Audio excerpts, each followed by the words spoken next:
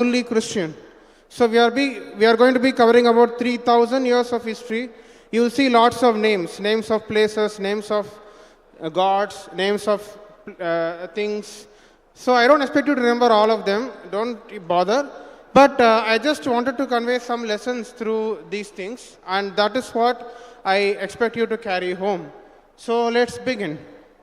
Next slide. Yeah, so I'm going to split this talk into 3 episodes, you can say. We will first start with Egypt in 14th century BCE, and then we will go to the most controversial place on the planet today, contested place, which is Israel, so the heart of geopolitics. And then we will go to Europe. So I have decided to skip some of the slides here because of lack of time. So before that, for those who are rusty with your world map, next slide, I have a brief introduction. So this is the Mediterranean Sea. Can you see that big blue in the center? So we'll be starting with Egypt here. Do you see Egypt? If you go to the little bit up and right, do you see Israel or Palestine or whatever? A narrow strip of land, the so-called promised land or the Holy Land. Can you see that?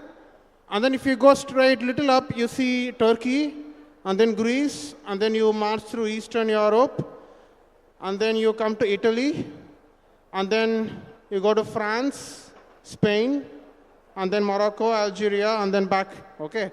So this is my dream, wanted to do the Mediterranean Sea, okay? So anyway, so let's start. Next slide, next slide, next. So the Romanian scholar of religion, Mircea Eliade, says that religion is something that is very intrinsic to human beings. It's a part of who we are as Homo sapiens. So he says that every human being has an innate nature to recognize a set of higher forces. So we can call them gods for simplicity. And next, please, next slide. Jane Goodall, who studies primates, she passed away only recently, she says that elements of religious feelings can go all the way up to chimpanzees. So she studied chimpanzees which dance in ecstasy when they see rain. And due to her research, we kind of see that elements of religion can be traced all the way to primates itself. So that is why Eliade says it's not Homo sapiens, it's Homo religiosus, which means a religious person. So we can even have a hominid religiosus, hominid, which is the religious. Next. So we can ask, what are the world's first religions, as we see in the archaeological record? So there are 3 kinds of evidences we see. One is grave goods, which signify some form of ancestor worship, which is Purvajon ke Pujan. And the next kind of evidence is mother goddess worship. Technically, it is called Venus figurines we see in the archaeological record across civilizations. And the third is attested by cave paintings, which signifies some form of animism, where you believe everything in the world is animated by spirits, and we are supposed to pray to them. So, next slide. So, I will just introduce you to 4 technical terms. You might forget the names, but you have to just know the concept. Polytheism must be very familiar, right? Poly means many, theos means gods in Greek. So polytheism is a belief system where one recognizes that there are many gods and they also worship many gods. That is polytheism. The next kind of religious system is henotheism. Henotheism is you still worship many gods, but you believe one God is supreme among all the deities. That is henotheism. Okay? So for example, a Shaiva believes Shiva is the supreme among all the gods. A Vaishnava believes Vishnu is supreme among all the gods. The third kind of belief system is kind of very tricky. It's called monolatry. Monolatry means you believe there are many gods, but you choose to worship only one God. Okay? You don't worship any other God. You choose to worship only one God, but you allow the fact that there are other gods whom other people can worship. But I am going to stick with only one. And that is henotheism. And finally, we have monotheism, where we say there is only one God in the entire universe, and hence everybody should worship only that one God. Is it clear? Okay? So you might think that as a society turns from polytheism to monotheism, we kind of expect a pattern, right? It might jump in this downward arrow, but it's not always the case. The first instance of a monotheistic religious revolution occurred in ancient Egypt. Next slide, please. You might ask, ancient Egypt, didn't they have so many gods? Didn't they have so many goddesses? All those fancy mummies and all? Yeah, it is true, but it turns out that Egypt was also one of the most centralized polities of its time. So in such a huge centralized empire, where the pharaoh had immense power and controlled almost everything in the administration, you expect such a kind of thing to be possible. So in 14th century, around the 14th century BCE, a pharaoh named Akhenaten said, the world's first kalima, you can say. Next slide, please. Next slide.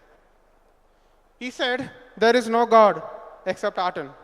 Aten, in the Egyptian language, means the sun disk. So he said that there is only one God, we call him Aten.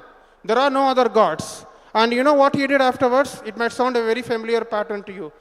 He started destroying the idols of other gods in Egypt. He started denying them. He even put many of the high priests of one of the gods to work as a slave in a quarry. And he also started erasing the names of the old gods from their temples. A very familiar pattern, right?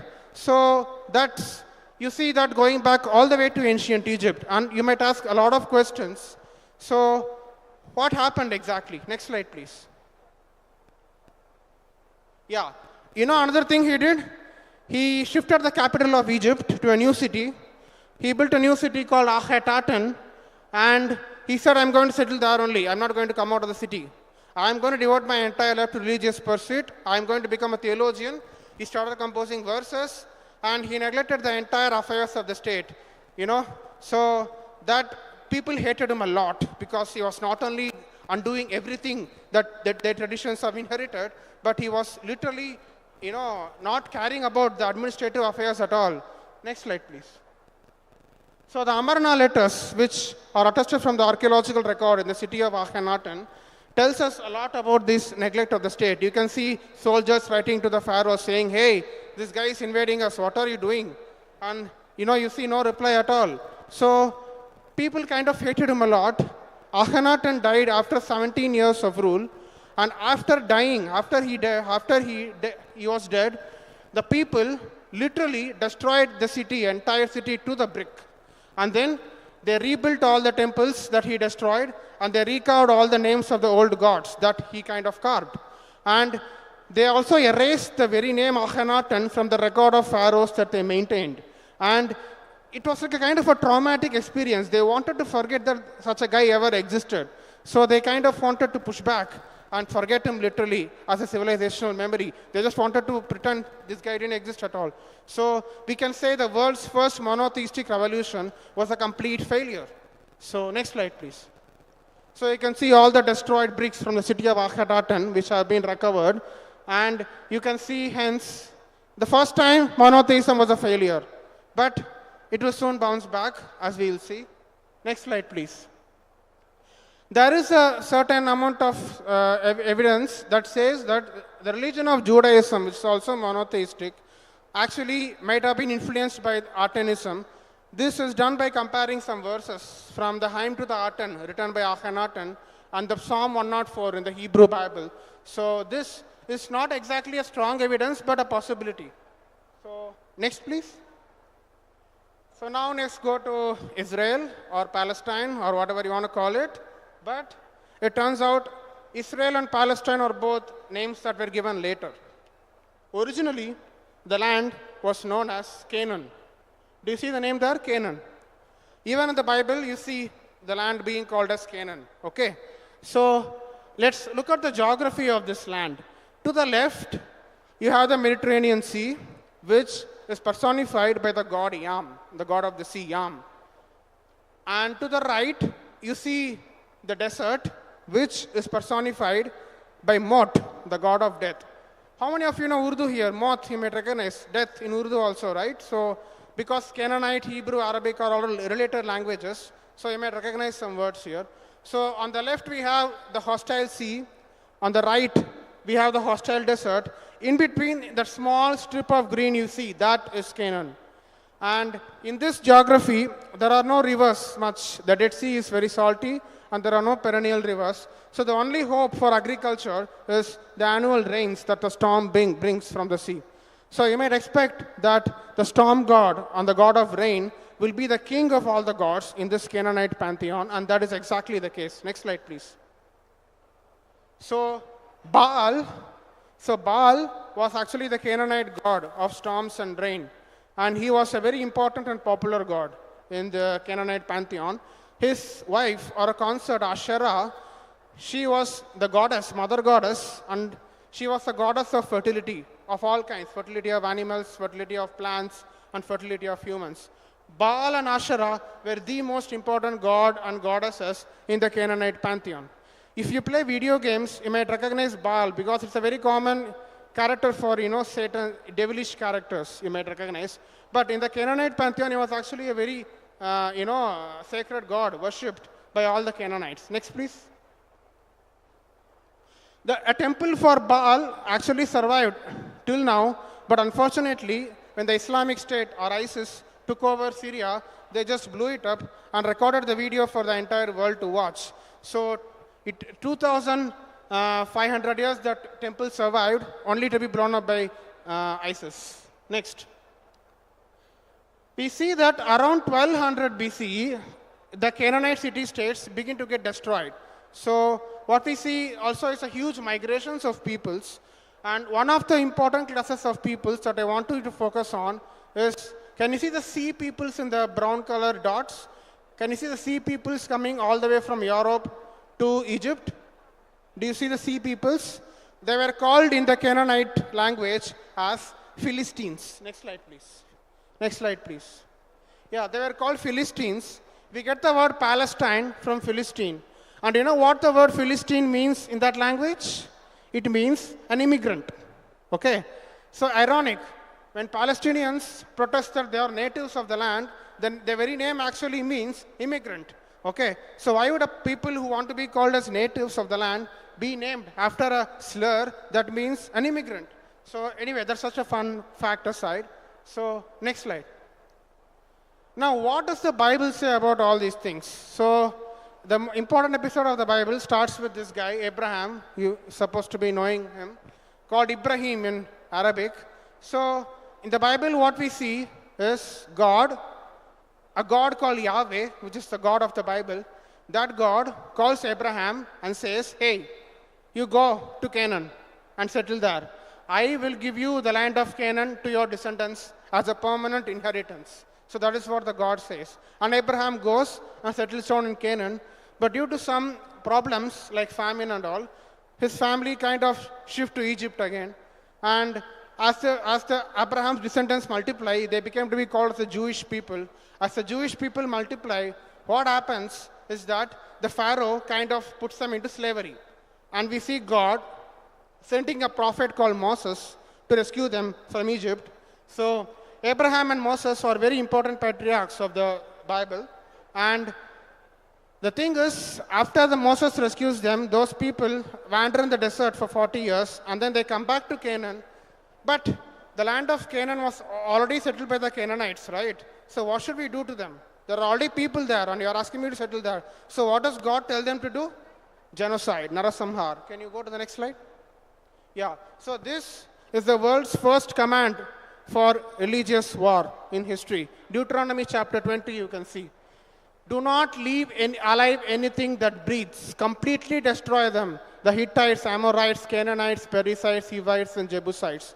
So why does this God want to destroy all the Canaanites? The reason is given in red. Otherwise, they will teach you to follow all the detestable things they do in worshipping their gods. So God tells the Israelites to destroy the Canaanites simply because they worship other gods. That's the only problem that God has with them, and He doesn't mind genociding the entire population in the entire space. So next. But despite this, we see that the Israelites or the Jewish people cannot genocide every one of them. They kind of keep fighting a lot with Canaanites, but they try. They could conquer only some cities. and they are still fighting and fighting and fighting. And what we also see is, despite God's instruction that you should not worship anyone other than me, they keep slipping into idolatry, worshipping, for example, Baal. You remember Baal, the storm god? So despite repeated instructions from their god, they worship Baal and Asherah, and this keeps on happening. So if you look at, for example, the book of Judges in the Bible, it's a very simple algorithm. So the people of Israel worship Baal and Asherah. God gets angry with them, so he sends a disaster or sends them defeat in war and some kind of loss for them. And then the people of Israel repent. They beg for forgiveness. God again sends a king or a judge, to restore them. And then few generations pass. Again, they slip into idolatry. You see this going on and on and on and on. So the entire Bible in this segment is kind of a lafada between, followers of Baal and followers of the God of the Bible, which is Yahweh.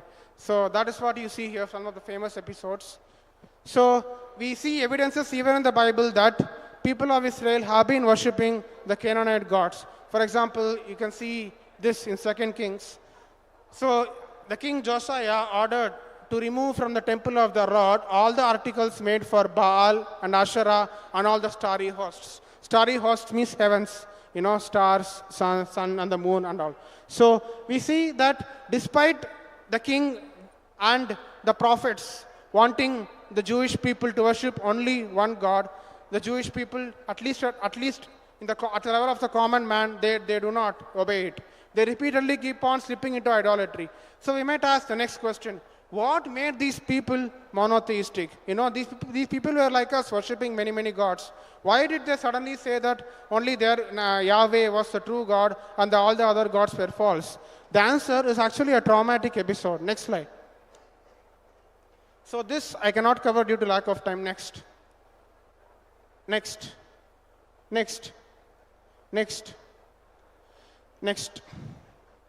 So what happens around 586 BCE? A large empire called Babylon captures the kingdom of Judah, which is the southern part of Israel.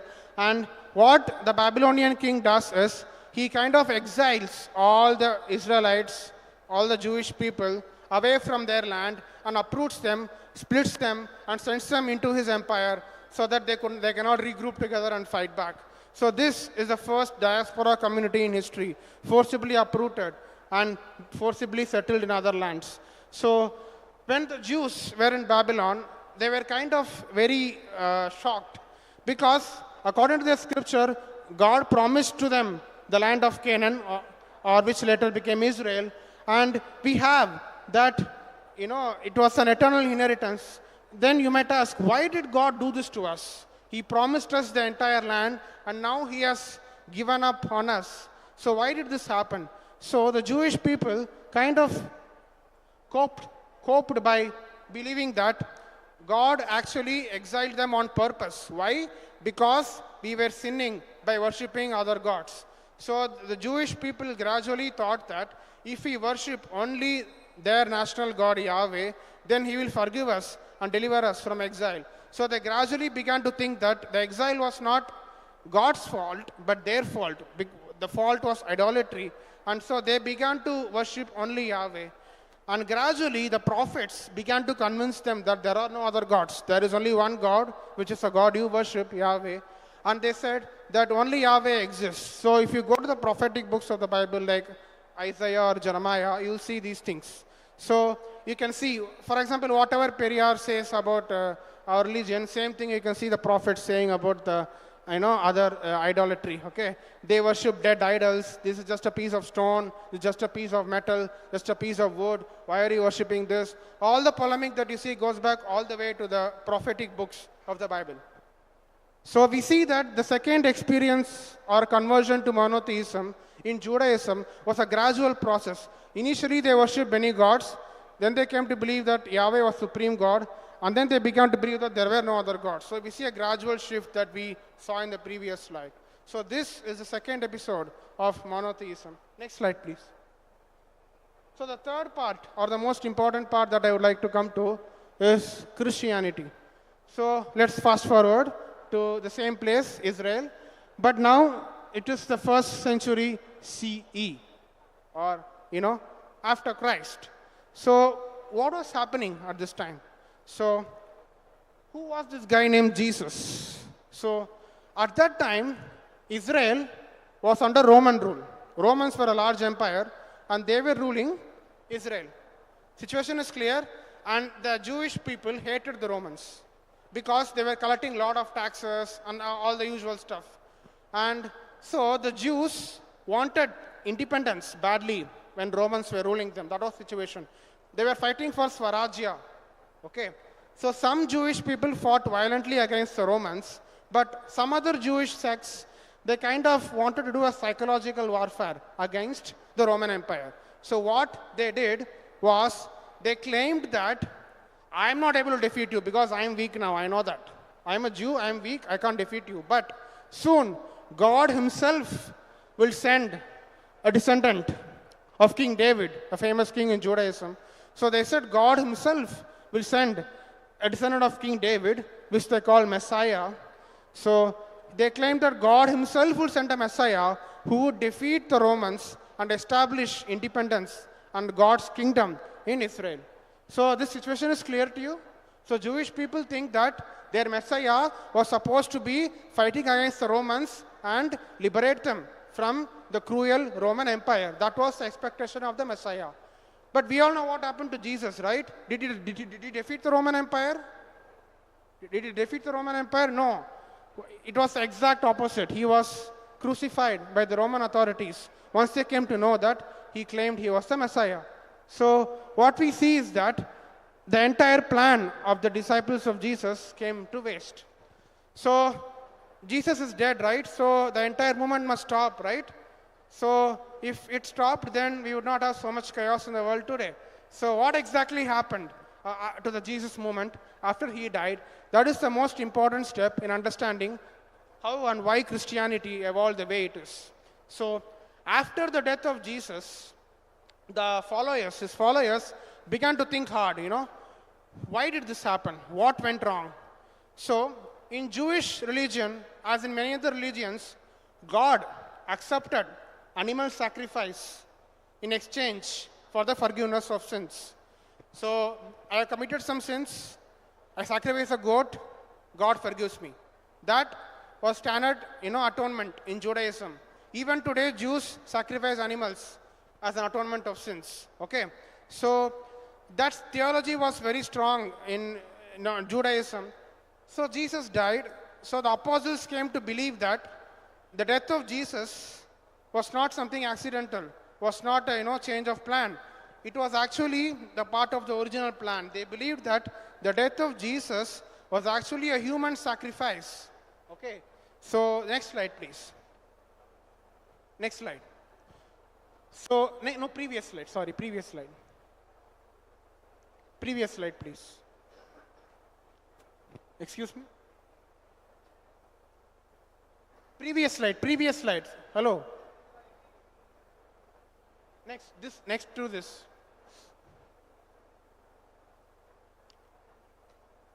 Okay, so if you believe that the death of Jesus was a human sacrifice for the sins committed by the Jewish people, the apostles thought that he would be coming back soon. And they hence propagated this message to all the Jews that, hey, our death of our Jesus is like an atonement for our sins. He died as a human sacrifice so that our sins could be forgiven.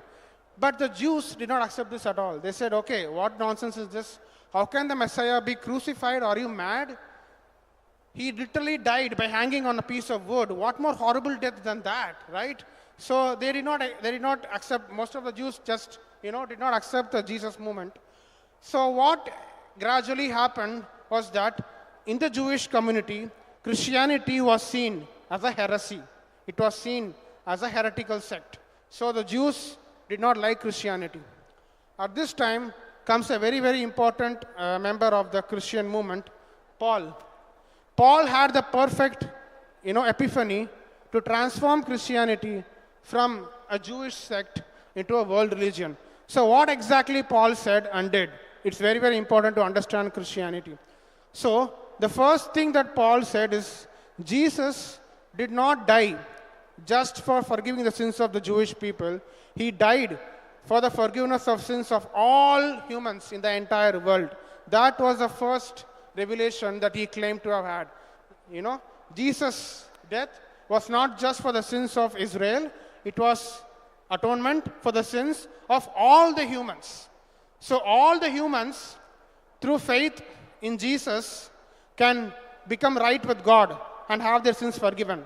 Okay, so Christianity or faith in Jesus was not just for the Jewish people anymore, the descendants of Abraham, but it's for the entire world. So anybody in the world, you know, you, me, and somebody in China, they all can believe in Jesus and join the Christian movement. So that was the first revelation. And the second revelation that Paul said, which was even more important, was that he argued that to worship Jesus, you need not become Jewish. For example, if you are a male and if you have to convert to Judaism, you have to do circumcision, correct? So, how many of you like it? It's not a pleasant process now for adults, and it was never a pleasant process in the ancient world, correct? So, and Judaism also has lots of dietary restrictions and other rituals. If you know kosher, they don't eat pork, they don't eat shellfish, and all those things. So, they have to do rituals. You know, Judaism also has daily prayers and all, right?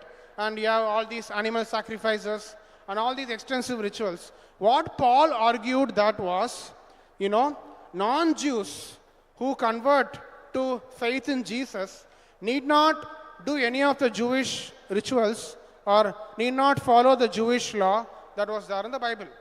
He said for non-Jews, faith in Jesus was enough. That is enough. You don't need to do anything else. It is faith that makes you right with God. That was the central argument that he put forward. And hence, he transformed Christianity from a local Jewish sect based in Judea to a world religion that would convert people all around the world and still does even till today. So these are the important cities that Paul visited in the Roman Empire as attached from his letters in the Bible. So, next. So we can see the spread of Christianity. We think that Europe was always Christian. No, it was not Christian to begin with. It had so many ethnicities, it had so many nations, so many gods, so many temples, so many rituals, so many festivals. No, this is a real story. So the darker parts of this map are the areas that became Christian very soon, and as the lighter part, it indicates the parts that became Christian later. You see our English people, Anglo-Saxons, England, the people who ruled us, they became Christian only in 670 AD, around 600 AD. Around the same time when Iran, you know, was exposed to Islamic invasions. Okay, so this spread of Christianity was not a sudden process. It took time. First, they converted the Roman Empire, and then they converted the rest of Europe. It is only in 1500 that the entire process was complete. Okay, so the last nation, Lithuania, converted to Christianity from paganism in around 1500 AD. So it was not a sudden process. So we need to understand what exactly happened and what strategies did the missionaries and the empires use to convert these people. Next. Next, please. But how was the Roman Empire or Europe before Christianity came over? That's a very important question, right? They worshipped many gods, right? But even within paganism, it was understood kind of that all the gods are just different names of something that is derived from an ultimate universal principle. For example, if you read a quote from a historian named Plutarch, he said, there are not different gods for different peoples, not barbarous gods and Greek gods, northern gods and southern gods. However numerous may be the names by which they are known, there is but one intelligence that rules over the world, one providence which rules it, and the same powers are at work everywhere. Only the names change as to the forms of worship. What does this remind you of? Can you tell something that reminds you of this in Indian context? For me, it reminds me of Ekam Sat Vipraha Bahuda Vadanti. The truth is one, but the wise people call it by many names. That was the prevailing view of Europeans as well before Christianity came over. They recognized that there was a single ultimate power which revealed itself in many forms to many peoples and many nations.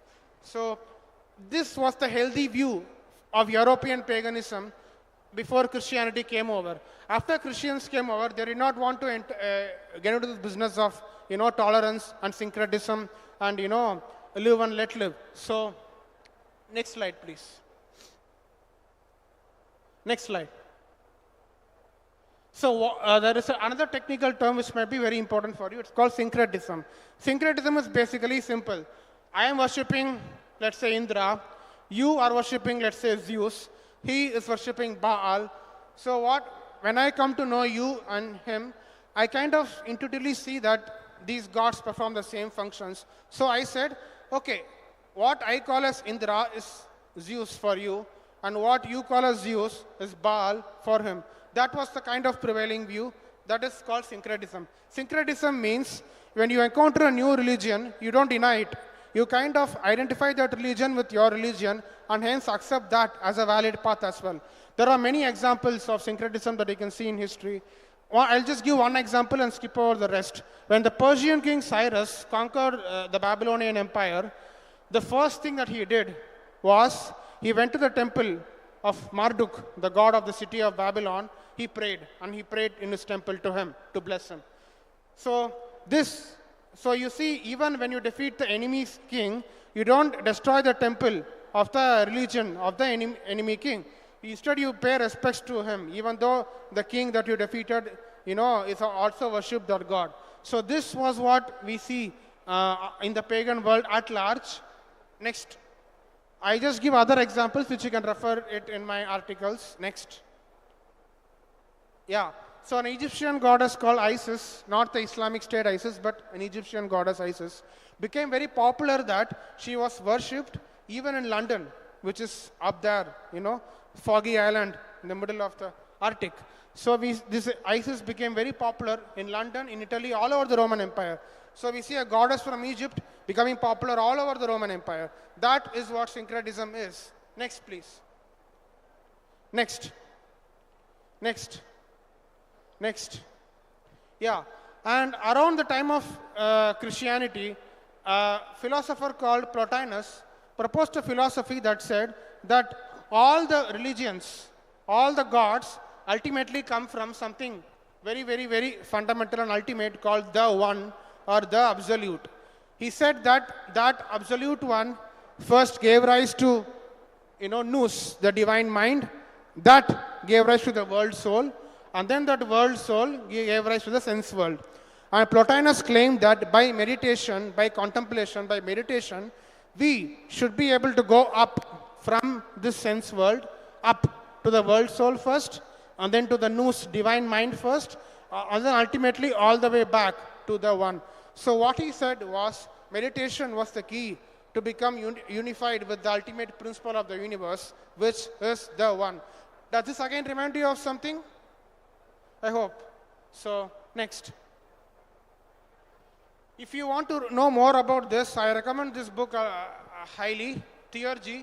The technical part, Theurgy was basically using gods and religious rituals as agents to aid your philosophical evolution and to aid your meditative immersion. So, what these Platonists taught was that all the gods which are worshipped by all the people are actually agents, and all the rituals are actually methods to evolve yourself up and become united with the ultimate principle of the universe. So they didn't deny anything. They just said that the gods are all the gods are the same, and this book also compares this ritual and philosophy with modern Hindu practices as well, like Tantra, for example. That also uses rituals and processes to elevate your soul and consciousness to become united. Next, please. The thing that Christians hated the most was idolatry. You think Muslims destroyed temples? Christians started it first. So you can see many examples.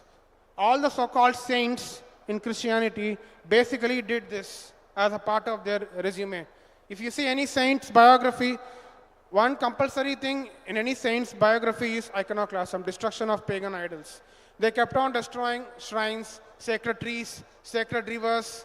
Anything the people consider sacred, they destroyed it. Okay, so you can see Saint Boniface, falling the sacred trees.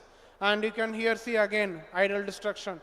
These are sacred springs which the Christianity adopted by putting crosses on them. So anything sacred, they will either destroy them or appropriate them for the church. So idolatry was one of the main factors which made Christians hate pagans. Next. Another thing that Christians hated was sacrifice or ritual in any form, but more particularly animal sacrifice. So all ancient religions had a tradition of animal sacrifice. The thing is, Christians too have something. The Christian God too needs blood. He needs blood. But the only difference is, the only sacrifice that Christians recognized was Jesus' blood that was shed on the cross. They believed that Jesus was that lamb whose death was a sacrifice for the atonement of the sins of the entire world. So the Christian God too needs blood sacrifice, but the only blood sacrifice he recognizes is Jesus' death. Okay, so that was and Christians also they created allegations of human sacrifice against pagans. So they spread a negative propaganda about their native religions, pre-Christian religions, and made it to look as bad as possible. So one of the things that they used to make the pre-Christian religions as bad as possible was allegations of human sacrifice. They claimed that before Christianity came over, these pagans were very barbaric. They practiced human sacrifice. But we see that the evidence is not at all clear that pagans performed any kind of human sacrifice. In fact, Greek religion, explicitly forbade human sacrifice. Next, please.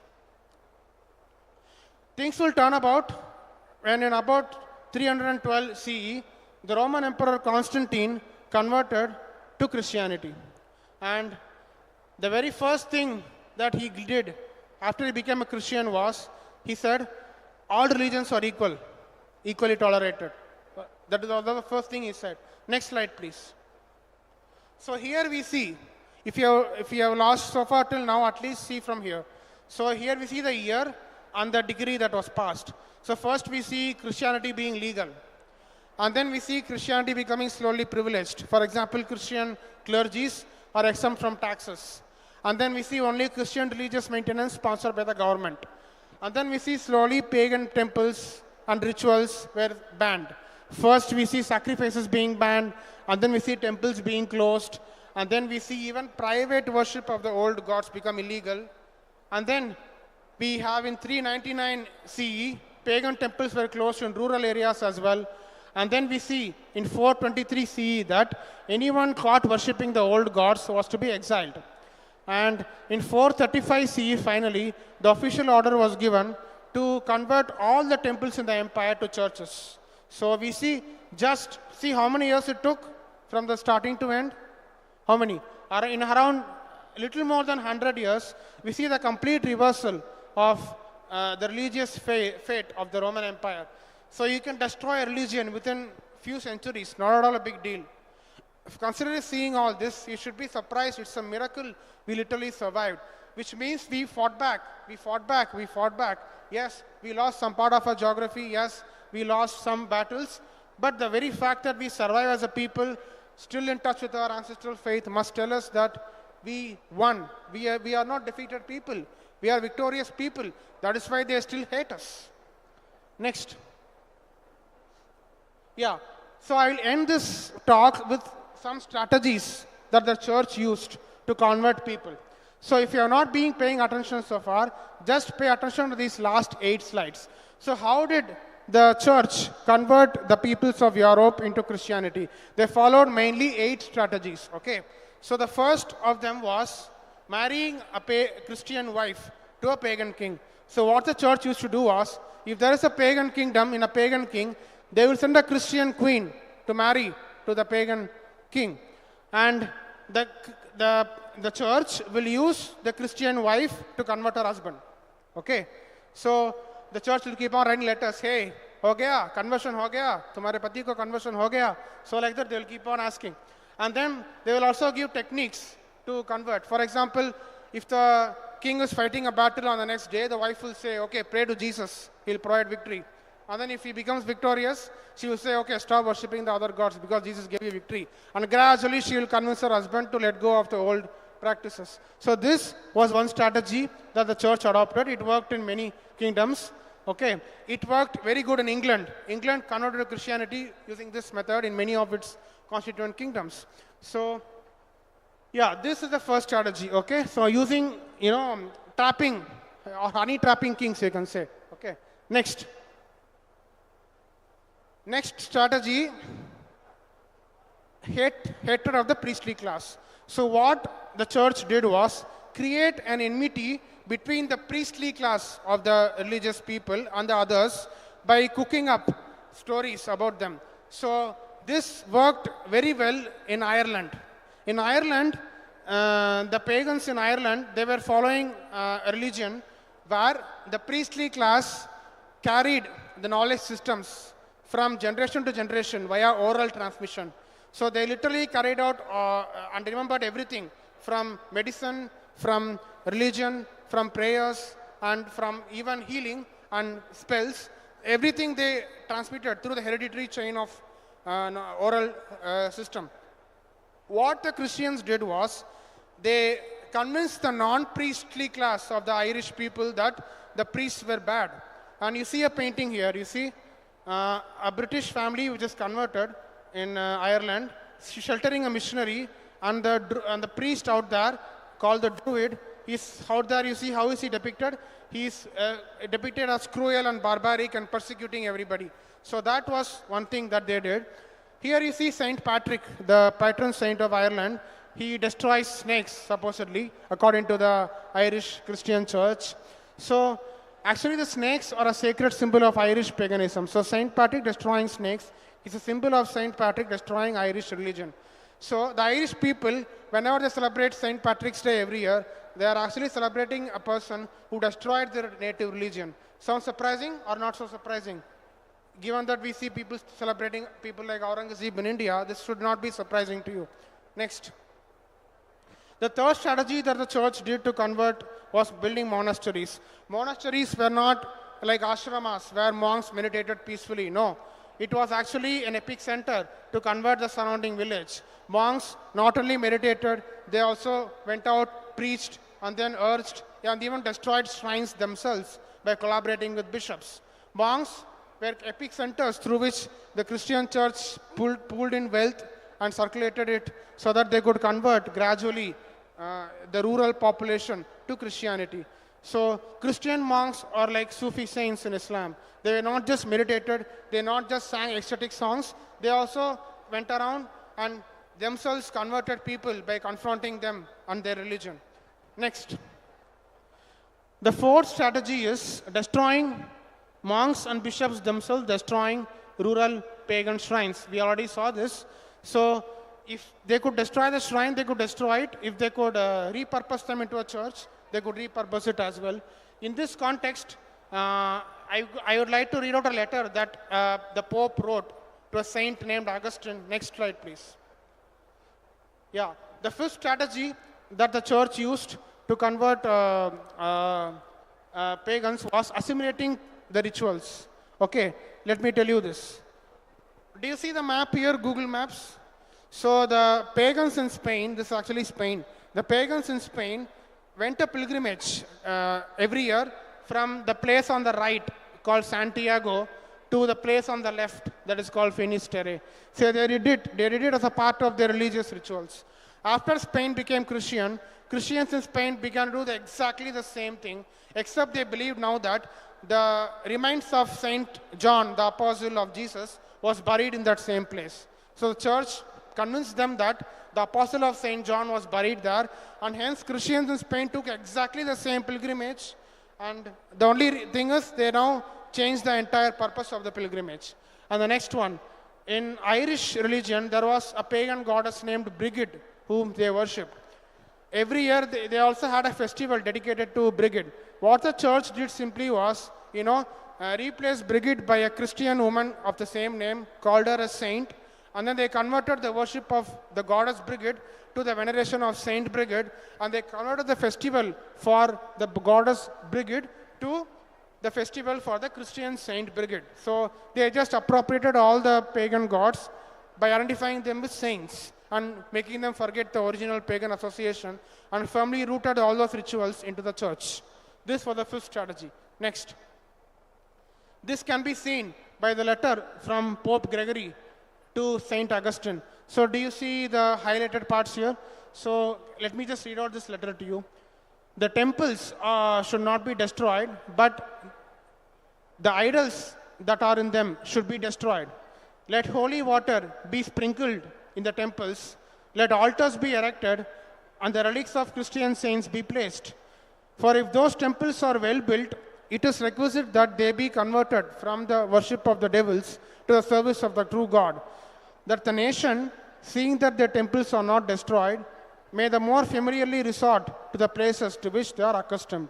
So he basically says that don't destroy the temples, but destroy the idols in the temples, and use the same temple as the church by repurposing it and placing an altar of a Christian saint on the same place where the pagan idols stood originally. That was what he is advising. Okay, next. The sixth strategy that they used was introducing religious dimensions in wars. So if a Christian king went into war with a pagan king, it was not just an ordinary geopolitical war. It was a religious war. They said that it's a religious duty to fight the non-Christian king. So kind of like a jihad, right?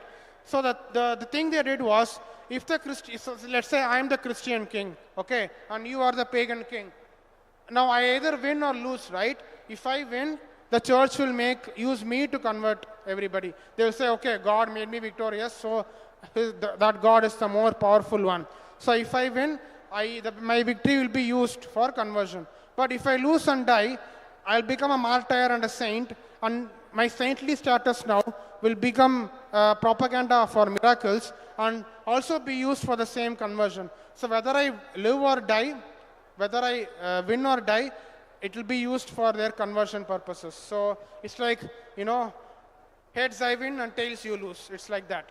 So this was also a very important element of Christianization of Europe. Next. The seventh strategy was exploiting rivalries. If two princes are fighting amongst each other, then the church will support that prince which is more favorable to them. And then they will convince the pagan king to convert, and hence that king will convert the people. So this was the next thing. Divide and rule, right? It goes all the way to the church. So any rivalries between princes or kings will be used for the church to gain advantage, a religious advantage. Next. The eighth strategy is very, very important. So there are many instances where the church will convert somebody, some king, and then the king will revert back. It's called a relapse, technically. So the church will not give up. It never gives up. What it does next is very, very important. It knows that relapses happen. So what they do is, even though a king relapses, what the church does is, they will educate their children in Christian schools built in continental Europe, in Rome, so that they will become more steadfast in their faith, and they will at least carry the mantle of Christianity to the next generation solidly. So we see education is again a very important tool that the church used to gain a strong foothold in the Europe. So these 8 are the main strategies. I don't want to bore you with all the details because there are many nations and they all got converted at different times. But this is kind of an overview of the 8 strategies, main strategies that worked and even continue to work today if you see beyond the lines. Okay, so with this I end my speech. So if you want to find me on social media, you can, next slide please. Next slide. So this is an idol in the Vatican. You see a pagan idol destroyed on here. So next. Yeah, if you want to find me on social media, this is my ID. Any questions? We have time for questions?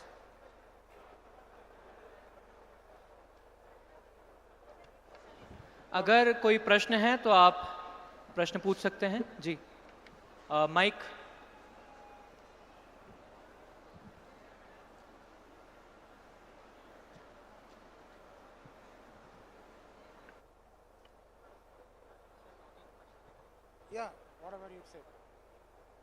Can you pass the mic around?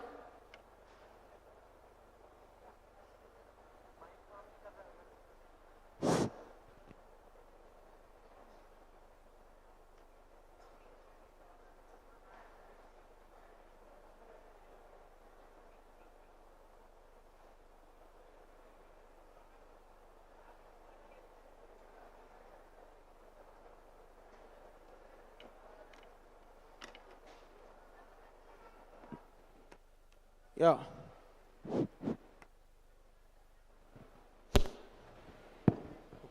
So, Ramaji, can you please tell us, I mean, what exactly happens and what follows from this exclusive monotheism, and how understanding this monotheism is important for us Hindus, being a polytheistic tradition. Yeah, so monotheism has two components. One is exclusivism. Exclusivism is saying my way is the only true way. My God is the only true God. My church is the only true church. My sect is the only true sect. My rituals are the only true rituals. So that is one part, exclusion. And the other part is evangelism. Evangelism is everybody should worship only what I believe to be true. Everybody should do what I do.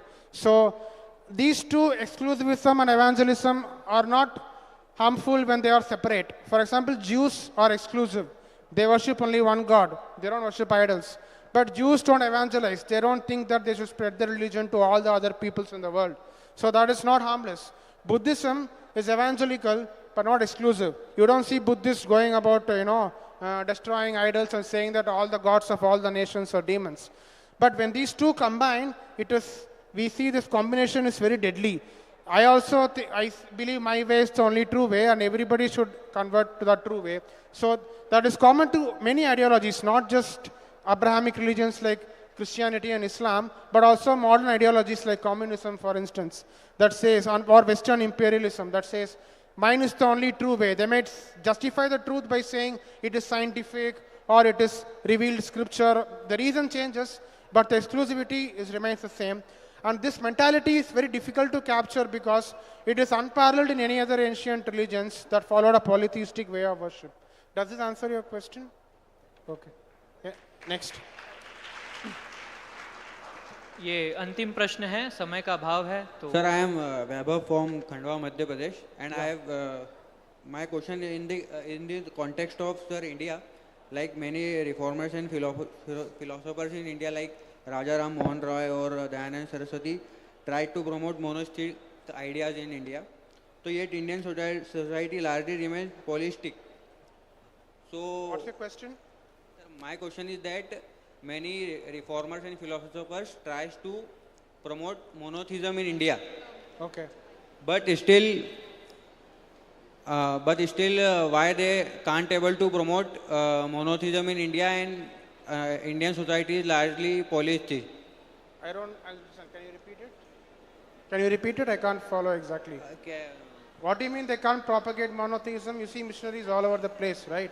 Sir. I am repeating my question that many reformers and philosophers in India like Dayanand Saraswati and Raja Ram Mohan Roy tried to promote monistic ideas. Monistic, yeah. Some people map the monism of the like Advaita to the monotheism of the Abrahamic religions. It's not exactly parallel.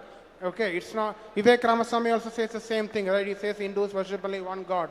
There's a difference between a personal God and a personal principle. Okay, the Brahman or the one, which Plotinus said, it's not exactly a God. You can't pray to the Brahman. You can't pray to the one, right? So it's an impersonal principle. So it is always abstract and needs some higher level of spiritual elevation to reach that stage. Whereas the Christian God is not exactly the ultimate principle. It's not an abstract principle. He's actually a very personal God. He gets angry, he scolds, he judges, he burns you in hell. So it's a personal God. So we believe in multiple gods at the personal level. So personality-wise, we are polytheistic. The ultimate oneness is in the level of philosophy. That is not monotheism, but monism. Hindu philosophers, some of them can't distinguish between those two, but they are very different, and they lead to very different religious behaviors as well. Monism is not intolerant. In fact, it says all the other personal gods are derivatives of the one. The truth is only one, but people call it by many names. But Christians cannot say God is one, but Hindus call them Vishnu and Buddha. No, they cannot say like that. So that is a crucial difference which should be captured in our discourse. Thank you. धन्यवाद sir, इस ज्ञानवर्धक session के लिए, इस सत्र के लिए बहुत बहुत धन्यवाद। एक जोरदार तालियों से आप सब आज के हमारे स्पीकर का धन्यवाद करेंगे। इसी के साथ आगे की सूचना के लिए मैं मंच पर आमंत्रित करना चाहूँगा दीपाली जी को आगे की सूचना की। सभी पार्टिसिपेंट से अनुरोध है कि अब 15 मिनट का ब्रेक रहेगा, हाई टी का, वो गेट के जस्ट बाहर ही है, और 6:45 शार्प सभी लोग वापस आएंगे। हम नेक्स्ट सेशन स्टार्ट करेंगे, तो प्लीज़ विदाउट